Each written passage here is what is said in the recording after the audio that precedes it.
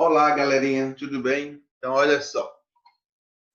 Finalizando o nosso segundo bimestre, nós já concluímos os 8 capítulos para o nosso bimestre, certo?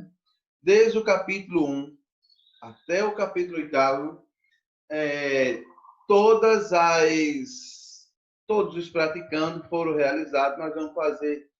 Nós vamos dar só uma lembrada do que foi que eu estudei tanto nesse bimestre. O primeiro capítulo, frente A, foi a hibridização do carbono. A hibridização foi representar 3 tipos de hibridização para o elemento carbono: sp3, sp2 e o sp. Agora, o que é que caracteriza uma hibridização sp3, sp2 e sp? É a quantidade de ligações do carbono. Se tiver 4 ligações simples, a sua hibridação é sp3. Se tiver 2 simples e uma dupla, ele é sp2. E se tiver uma simples e uma tripla, ou 2 duplas, ele é sp. Então, a hibridação do carbono sp3, sp2 e sp depende da quantidade de ligações do carbono. O tipo de hibridação do elemento vai lhe demonstrar a geometria desse elemento, certo? O tipo de hibridação é o tipo de geometria. Ou seja, toda hibridação sp3, sua geometria ela é tetraédrica, certo? Ou seja, ela apresenta 4 lados. E uma outra característica marcante é o ângulo. O ângulo de uma hibridação sp3 é de 109 graus, 8, certo? Do sp2, por ele apresentar 3 ângulos, então ele é trigonal. E o ângulo entre eles é de 120 graus. Já o SP, por apresentar a sua geometria linear, o ângulo é de 180 graus. Então, a hibridação do elemento carbono é 3. sp3, sp2 e o sp. Certo? O segundo capítulo foram as ligações químicas. As ligações químicas, a própria escrita já me diz que é a união entre átomos. Essas uniões ela pode acontecer de 3 maneiras: ou através de uma ligação iônica, ou através de uma ligação covalente ou molecular. São os 3 tipos de ligações. Agora, o que caracteriza cada uma vai depender dos constituintes da ligação. Como, por exemplo, toda ligação iônica, a principal característica é a transferência de elétrons. A principal característica das ligações iônicas é a transferência de elétrons. Ocorre a atração de elétrons e é de um metal para um metal, ou seja, um elemento que é metal tentando se ligar com o elemento que é um ametal. Os metais têm tendência de doar seus elétrons. Os ametais têm tendência de receber seus elétrons. Por isso que eles apresentam, são compostos sólidos e seu ponto de fusão e ebulição são altos. Isso são as principais características da ligação iônica. Na ligação covalente, ela não vai se dar por transferência de elétrons, porque os 2 elementos precisam receber elétrons. Quando isso acontece, diz que a ligação química só acontece por compartilhamentos de elétrons. Uma outra característica da ligação covalente é que ela conduz corrente elétrica se estiver ionizada. E ela sempre ocorre de hidrogênio para hidrogênio, ou de hidrogênio para ametal, ou ametal para metal. Então, o que caracteriza uma ligação iônica? Transferência de elétrons. O que caracteriza uma ligação covalente? Compartilhamento de elétrons, certo? E o outro tipo de ligação é a metálica. O próprio nome já diz, ocorre entre metais. Foi-me dito na ligação iônica que os metais têm tendência de doar seus elétrons. Então, se eu pego um metal que tem tendência de doar elétrons, aproximo de outro metal que tem tendência de doar seus elétrons, quando você aproximar os dois, tem a presença de uma grande nuvem eletrônica. Ou como o nosso livro chamou, um mar de elétrons. Apresenta elétrons livres, acontece de metal para metal, conduz corrente elétrica e forma as ligas metálicas.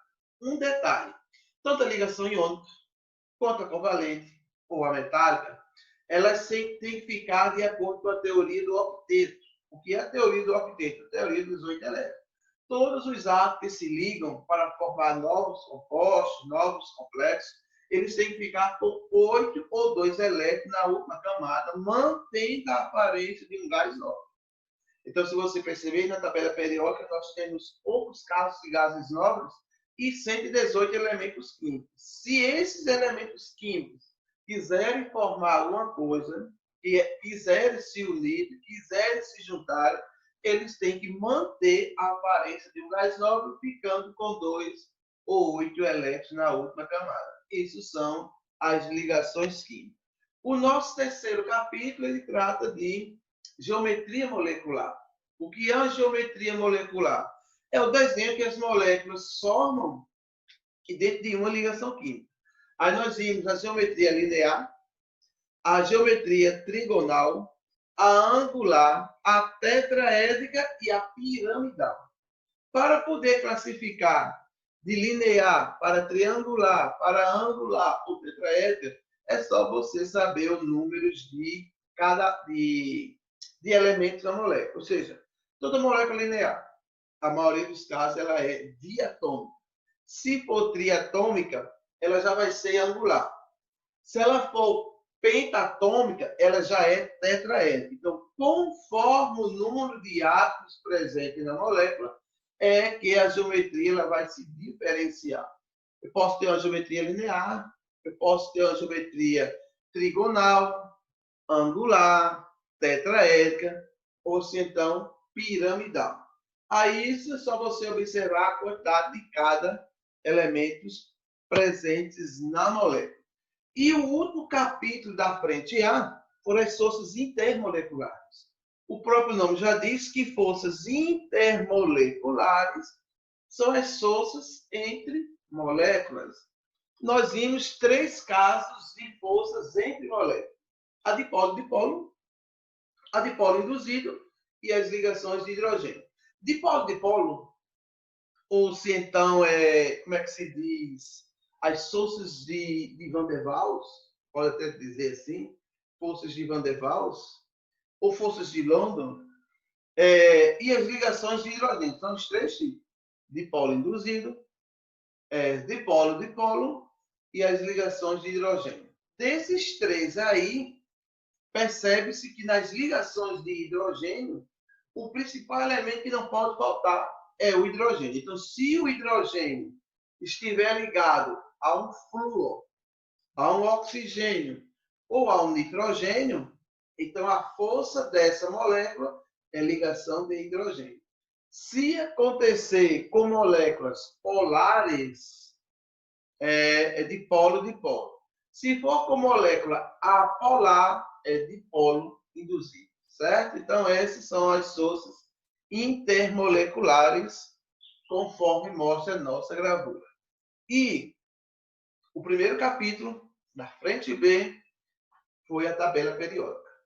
A tabela periódica hoje, ela é organizada de acordo com os seus números atômicos. Essa maneira de organizar a tabela de acordo com o número atômico foi uma das tentativas, porque tivemos várias tentativas de organizar a tabela. Mas a única tentativa que deu certo foi a tentativa de Moseley, certo? Moseley, ele organizou os elementos da tabela periódica em ordem crescente de número atômico em 1930. E até hoje nós utilizamos a tabela periódica organizada dessa maneira, certo? Então, a tabela periódica ela está organizada de acordo com o seu número atômico e suas propriedades. A nossa tabela hoje, ela é formada por períodos e famílias.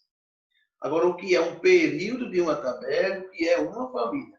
Período é a quantidade de camada que esse elemento possui. Por exemplo, se eu pegar o hidrogênio de número atômico 1, fazendo a sua distribuição, eu tenho um S1, só tenho uma camada, então ele é de primeiro período. Se eu pegar um outro elemento, no caso do nitrogênio, número atômico 7, ele já vai ter duas camadas. Então, ele é do segundo período. Então, o que é um período? É a quantidade de camadas desse elemento. E família, ou grupos? Famílias e grupos têm o mesmo significado, certo?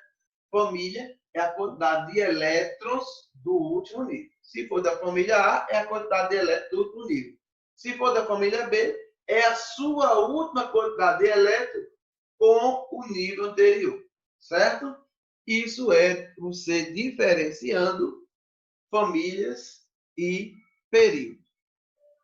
A nossa tabela periódica, ela está organizada em 7 linhas horizontais, chamadas de períodos, e 18 linhas verticais, 18 colunas verticais, chamadas de família. Os elementos ele pode ser de dois tipos: elementos de transição ou elementos representativos. Quando é que ele é elemento representativo? Se ele for da família A. E quando é que ele é da família A? Quando ele termina no subnível S ou P, é da família A. Se for no subnível D ou F, ele é da família B. Então, elementos representativos, família A. Elementos de transição, a família é B.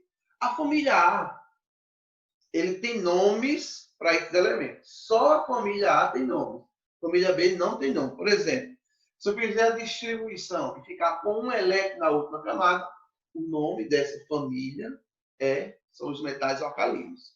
Se eu ficar com 2 elétrons na última camada, é a família dos alcalinos terrosos. Do mesmo raciocínio, você utiliza para o boro, para o carbono, para os calcogênios, os halogênios e os gases nobres.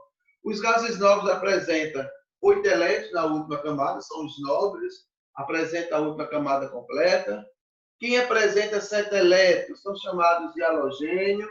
Quem apresenta 6 elétrons são os calcogênios. 5 elétrons é a família do carbono e 4 elétrons é a família do boro, certo? Então, conforme a quantidade de elétrons na última camada, os elementos representativos podem ser alcalino, alcalinos terrosos, família do boro, família do carbono, calcogênio, halogênios e gases nobres. Isso é a família A, para os elementos representativos. Se for da família B, é chamado de transição, que pode ser interna ou externa. Se termina no subnível D, tem um nome. Se termina no subnível F, tem outro nome, certo? E na nossa tabela, os elementos estão organizados em 4 grandes grupos: metais, os ametais, os semimetais e os gases nobres, certo? Os metais são a maioria. Os ametais são a minoria, seguido dos gases nobres, e o último caso é o elemento hidrogênio. Dentro da tabela periódica também tem as propriedades periódicas, aquelas propriedades que você organiza, em que você consegue organizar os principais elementos da tabela. Então, por exemplo, uma das propriedades, raio atômico. O raio é uma distância de um núcleo de um elemento até a sua última camada, é chamado de raio. Apresenta energia de ionização, que é a energia necessária para se retirar um elétron no estado gasoso. Aí você me diz, quer dizer que eu só consigo retirar um elétron? Não, você consegue retirar qualquer quantidade de átomo. Se for só para um átomo, você utiliza uma quantidade de energia. Se for dois elétrons, você já vai precisar de 2 vezes o valor da energia. Portanto, isso é energia de ionização. Além da energia de ionização, ou potencial de ionização, nós temos também afinidade eletrônica, temos densidade e temos outras propriedades, além de densidade, volume atômico. Tudo isso são propriedades que estão nos nossos 8 capítulos da nossa frente A e frente B, que é do primeiro ano. Aí agora eu vou fazer algumas questões praticando, para que sirva de revisão de todos os 8 assuntos, para que possamos fazer todas as questões do praticante, certo? Então, os nossos assuntos do no segundo trimestre, são 8 capítulos que vai de hibridação até as propriedades aperiódicas, que foi o nosso último assunto, certo? Eu tenho aqui um praticando de número 1 do último capítulo, Propriedades Periódicas 2, onde nesse assunto foi tratado várias propriedades, certo? Tais como afinidade eletrônica, eletronegatividade, eletropositividade, reatividade química de metais e ametais, pontos de fusão e ebulição, densidade e volume atômico.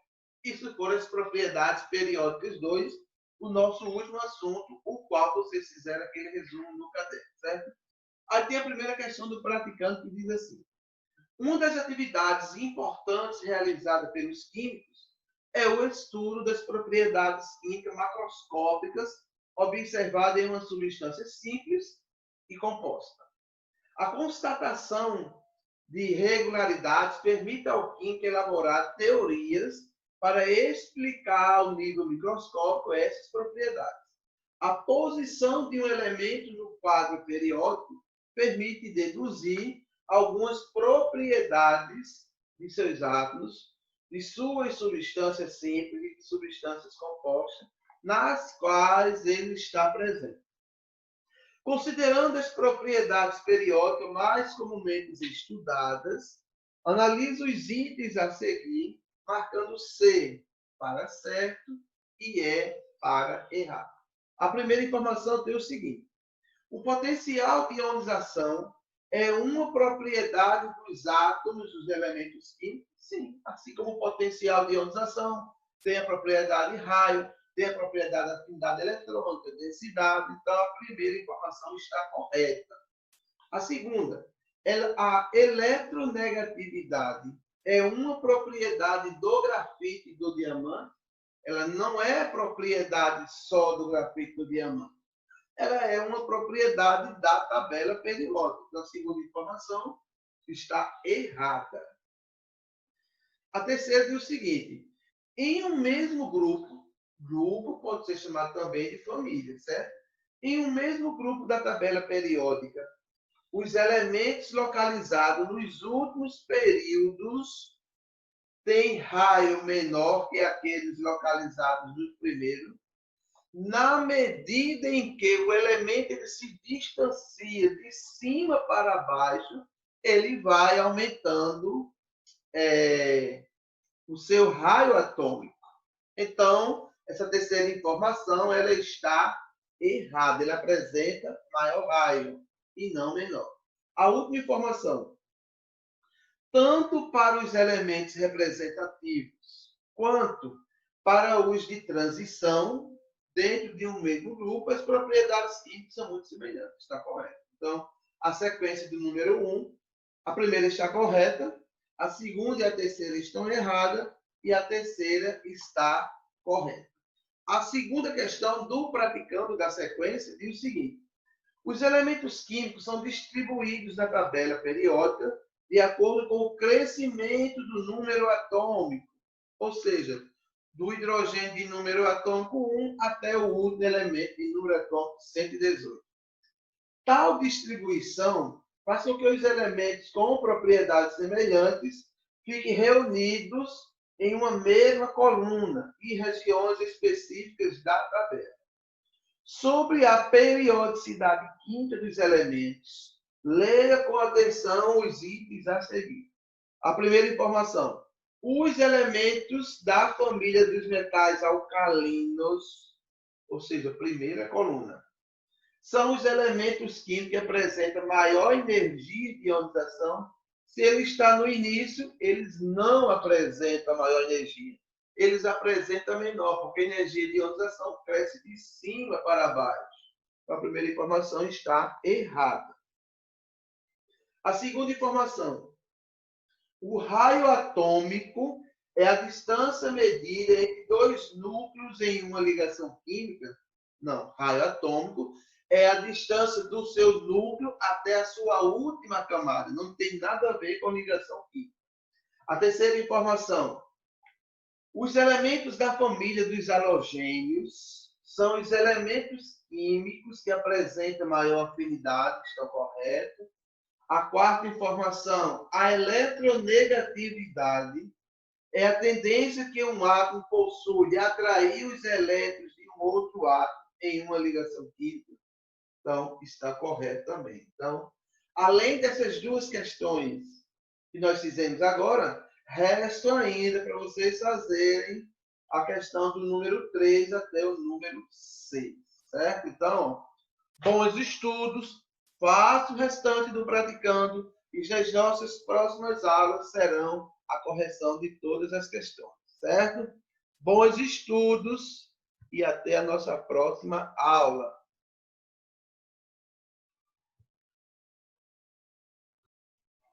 Olá, galerinha, tudo bem? Então, olha só. Finalizando o nosso segundo bimestre, nós já concluímos os 8 capítulos para o nosso bimestre, certo? Desde o capítulo 1 até o capítulo 8, todos os praticandos foram realizados. Nós vamos dar só uma lembrada do que foi que eu estudei tanto nesse bimestre. O primeiro capítulo, frente A, foi a hibridização do carbono.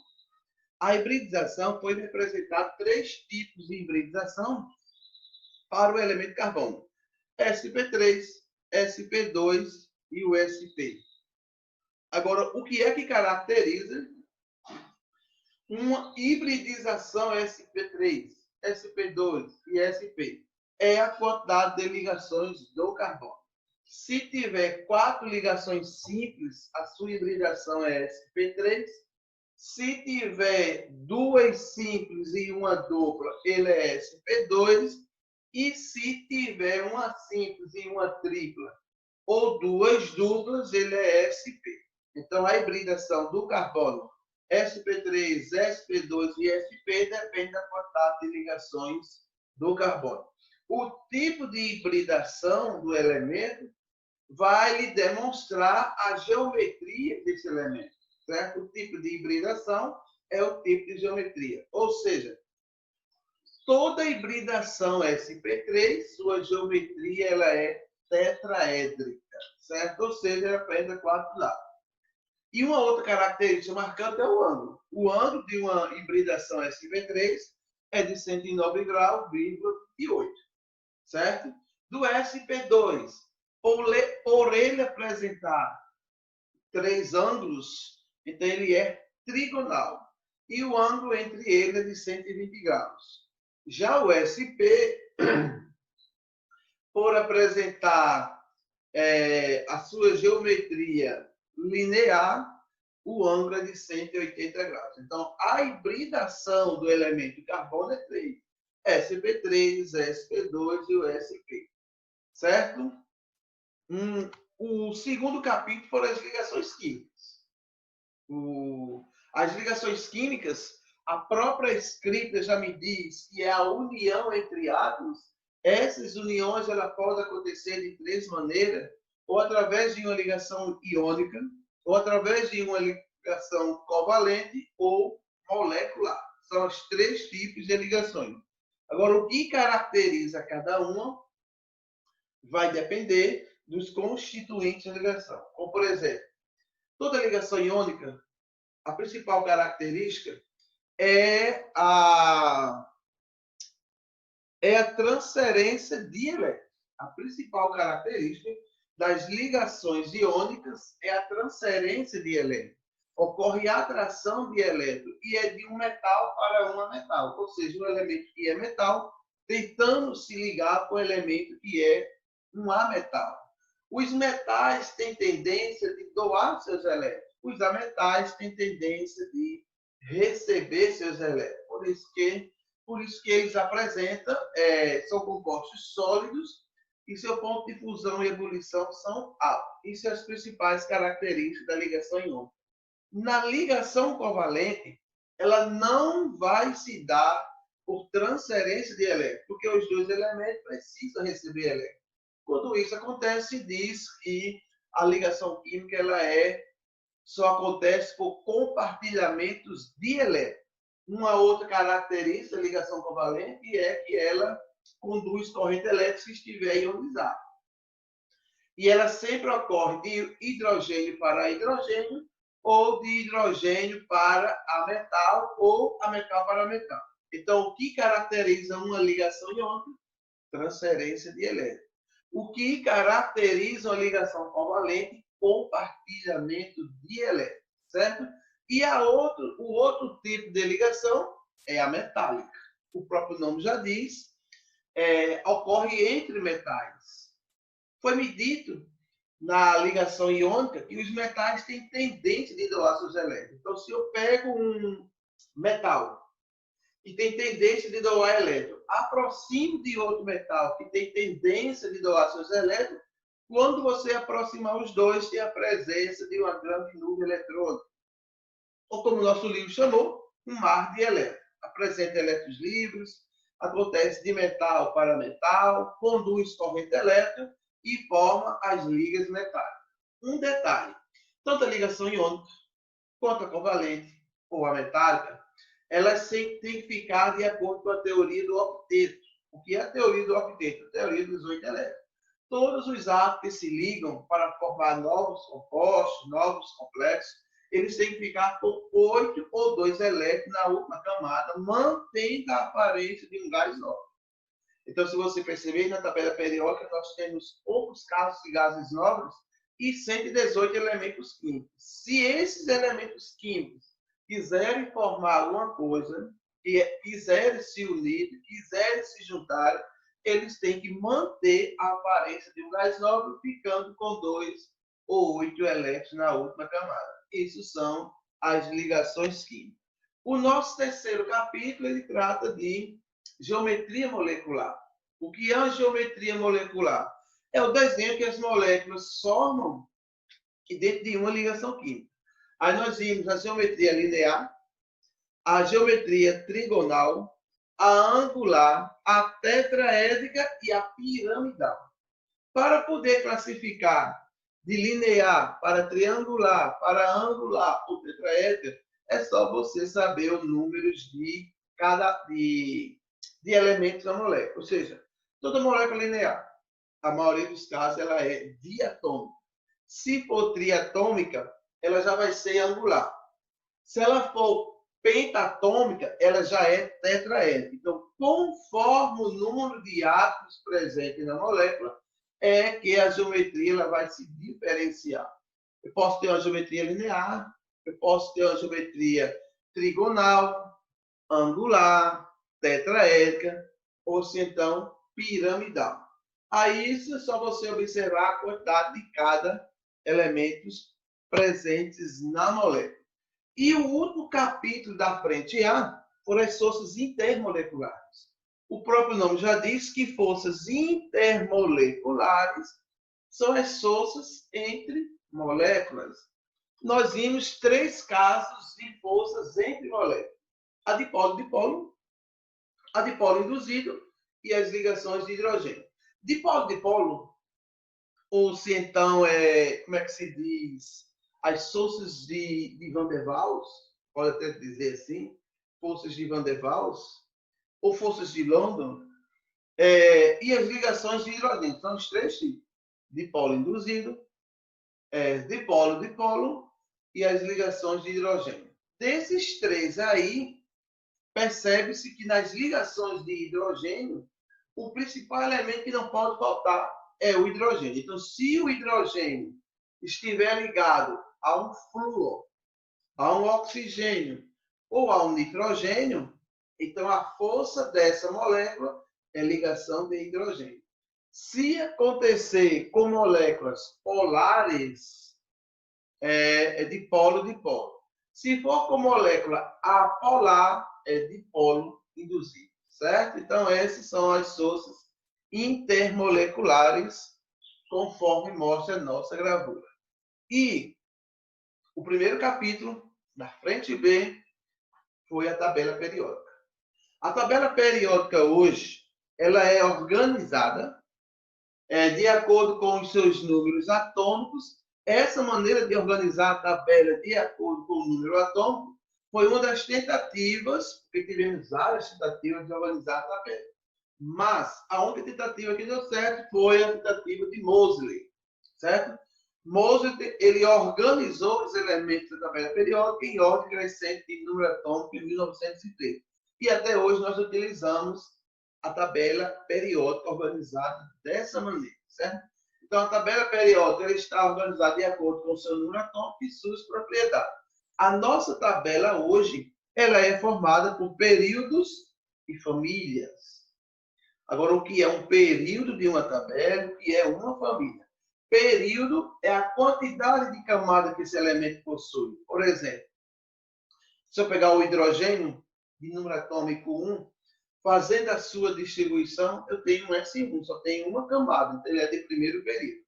Se eu pegar um outro elemento, no caso do nitrogênio, número atômico 7, ele já vai ter duas camadas, então ele é do segundo período. Então, o que é um período? É a quantidade de camadas desse elemento. E família, ou grupos? Famílias e grupos têm o mesmo significado, certo? Família é a quantidade de elétrons do último nível. Se for da família A, é a quantidade de elétrons do último nível. Se for da família B, é a sua última quantidade de elétrons com o nível anterior, certo? Isso é você diferenciando famílias e períodos. A nossa tabela periódica, ela está organizada em 7 linhas horizontais, chamadas de períodos, e 18 linhas verticais, 18 colunas verticais, chamadas de família. Os elementos ele pode ser dois tipos: elementos de transição ou elementos representativos. Quando é que ele é um elemento representativo? Se ele for da família A. E quando é que ele é da família A? Quando ele termina no subnível S ou P, é da família A. Se for no subnível D ou F, ele é da família B. Então, elementos representativos, família A. Elementos de transição, a família é B. A família A, ele tem nomes para esses elementos. Só a família A tem nome. A família B não tem nome. Por exemplo, se eu fizer a distribuição e ficar com um elétron na última camada, o nome dessa família são os metais alcalinos. Se eu ficar com 2 elétrons na última camada, é a família dos alcalinos terrosos. Do mesmo raciocínio, você utiliza para o boro, para o carbono, para os calcogênios, os halogênios e os gases novos. Os gases novos apresentam 8 elétrons na última camada, são os nobres, apresenta a última camada completa. Quem apresenta 7 elétrons são chamados de halogênio. Quem apresenta 6 elétrons são os calcogênios. 5 elétrons é a família do carbono e 4 elétrons é a família do boro, certo? Então, conforme a quantidade de elétrons na última camada, os elementos representativos podem ser alcalino, alcalinos terrosos, família do boro, família do carbono, calcogênio, halogênios e gases novos. Isso é a família A, para os elementos representativos. Se for da família B, é chamado de transição, que pode ser interna ou externa. Se termina no subnível D, tem um nome. Se termina no subnível F, tem outro nome, certo? E na nossa tabela, os elementos estão organizados em 4 grandes grupos: metais, os ametais, os semimetais e os gases novos, certo? Os metais são a maioria. Os ametais são a minoria, seguido dos gases nobres, e o último caso é o elemento hidrogênio. Dentro da tabela periódica também tem as propriedades periódicas, aquelas propriedades que você organiza, em que você consegue organizar os principais elementos da tabela. Então, por exemplo, uma das propriedades, raio atômico. O raio é uma distância de um núcleo de um elemento até a sua última camada, é chamado de raio. Apresenta energia de ionização, que é a energia necessária para se retirar um elétron no estado gasoso. Aí você me diz, quer dizer que eu só consigo retirar um elétron? Não, você consegue retirar qualquer quantidade de átomo. Se for só para um átomo, você utiliza uma quantidade de energia. Se for dois elétrons, você já vai precisar de 2 vezes o valor da energia. Portanto, isso é energia de ionização. Além da energia de ionização, ou potencial de ionização, nós temos também afinidade eletrônica, temos densidade e temos outras propriedades, além de densidade, volume atômico. Tudo isso são propriedades que estão nos nossos 8 capítulos da nossa frente A e frente B, que é o primeiro ano. Aí agora eu vou fazer algumas questões praticando para que sirva de revisão de todos os 8 assuntos para que possamos fazer todas as questões do praticante, certo? Então, os nossos assuntos do segundo trimestre são 8 capítulos que vai de hibridação até as propriedades aperiódicas, que foi o nosso último assunto, certo? Eu tenho aqui um praticando de número 1 do último capítulo, Propriedades Periódicas 2, onde nesse assunto foi tratado várias propriedades, certo? Tais como afinidade eletrônica, eletronegatividade, eletropositividade, reatividade química de metais e ametais, pontos de fusão e ebulição, densidade e volume atômico. Isso foram as propriedades periódicas 2, o nosso último assunto, o qual vocês fizeram aquele resumo no caderno, certo? Aí tem a primeira questão do praticante que diz assim: uma das atividades importantes realizadas pelos químicos é o estudo das propriedades químicas macroscópicas observadas em uma substância simples e composta. A constatação de regularidades permite ao químico elaborar teorias para explicar ao nível microscópico essas propriedades. A posição de um elemento no quadro periódico permite deduzir algumas propriedades de seus átomos, de suas substâncias simples e de substâncias compostas, nas quais ele está presente. Considerando as propriedades periódicas mais comumente estudadas, analisa os itens a seguir, marcando C para certo e E para errado. A primeira informação tem o seguinte: o potencial de ionização é uma propriedade dos átomos dos elementos químicos? Sim, assim como o potencial de ionização tem a propriedade raio, tem a propriedade da afinidade eletrônica, densidade. Então, a primeira informação está correta. A segunda, a eletronegatividade é uma propriedade do grafite e do diamante. Ela não é propriedade só do grafite e do diamante. Ela é uma propriedade da tabela periódica. Então, a segunda informação está errada. A terceira diz o seguinte: em um mesmo grupo pode ser chamado também de família, certo? Em um mesmo grupo da tabela periódica, os elementos localizados nos últimos períodos têm raio menor que aqueles localizados nos primeiros, na medida em que o elemento ele se distancia de cima para baixo, ele vai aumentando o seu raio atômico. Então, essa terceira informação ela está errada. Ele apresenta maior raio e não menor. A última informação: tanto para os elementos representativos quanto para os de transição, dentro de um mesmo grupo, as propriedades químicas são muito semelhantes. Está correto. Então, a sequência do número 1, a primeira está correta, a segunda e a terceira estão erradas e a terceira está correta. A segunda questão do praticando da sequência diz o seguinte: os elementos químicos são distribuídos na tabela periódica de acordo com o crescimento do número atômico, ou seja, do hidrogênio de número atômico 1 até o último elemento de número atômico 118. Tal distribuição faz com que os elementos com propriedades semelhantes fiquem reunidos em uma mesma coluna e regiões específicas da tabela.